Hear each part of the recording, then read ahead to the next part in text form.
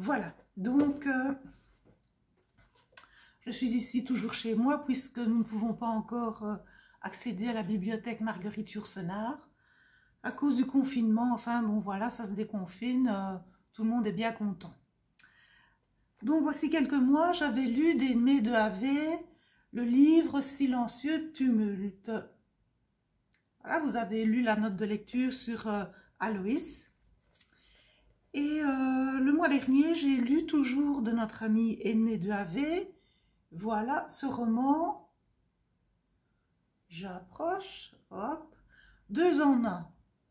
Toffee, suivi de La Préférida. Donc c'est un livre qui fait 230 des pages et il comprend 2 romans.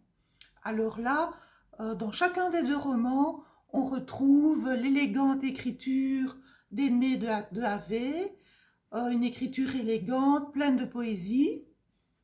Et vous me demanderez quel est le point commun entre les 2 romans. Je vais vous répondre que je dirais l'amour,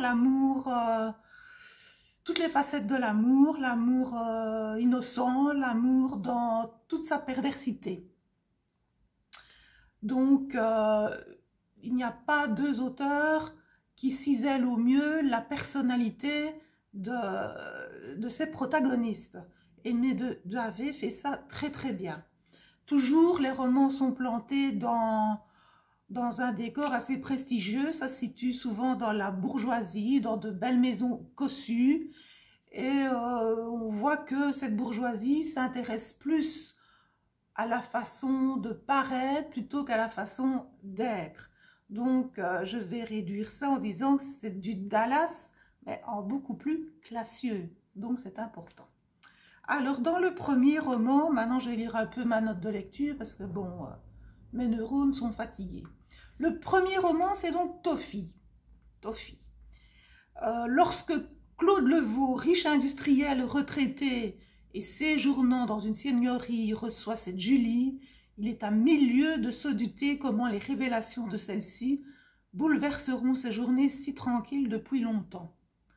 D'ailleurs, lorsqu'il comprend l'amorce de cette histoire que lui raconte Julie, il n'y croit pas du tout. Et il n'a jamais entendu parler de cette Toffee Sophie. Jamais, jamais. Jusqu'au moment où il s'attarde sur cette photo que lui présente Julie. Les traits du visage du petit Jules, ses yeux-là, ses yeux d'un bleu d'une telle pureté.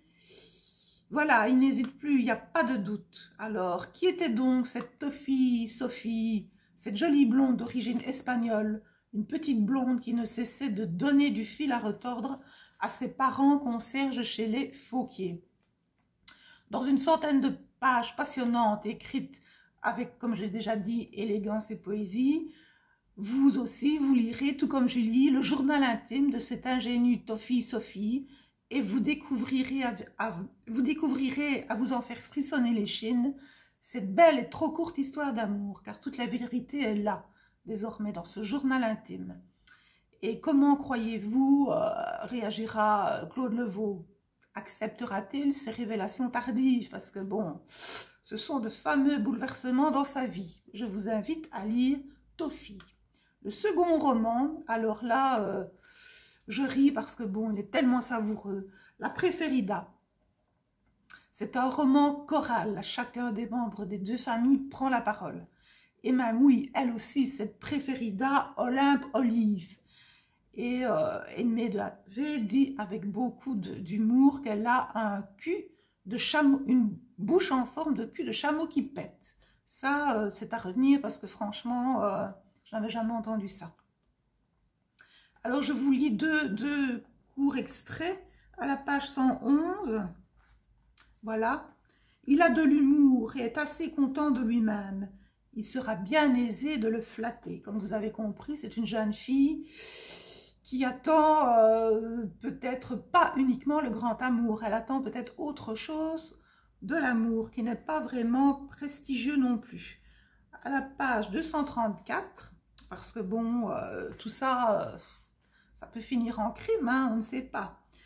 Le médecin a bien dit de ne surtout pas mélanger le traitement avec de l'alcool.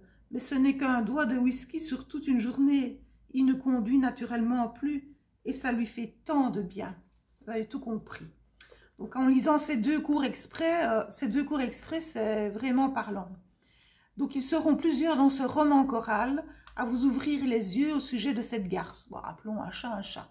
Et il n'y a pas que Régine de Moustière, sa belle-mère, ni Chouette, sa belle-sœur, qui vous dévoileront le jeu tordu et pervers de cette femme fatale, vénale, supportée par Marc, son époux, depuis plus de 40 ans. Voilà, je referme ce livre parce qu'en fait, je lis ça comme un thriller et je suis un petit peu essoufflée quand même. Merci ActuTV.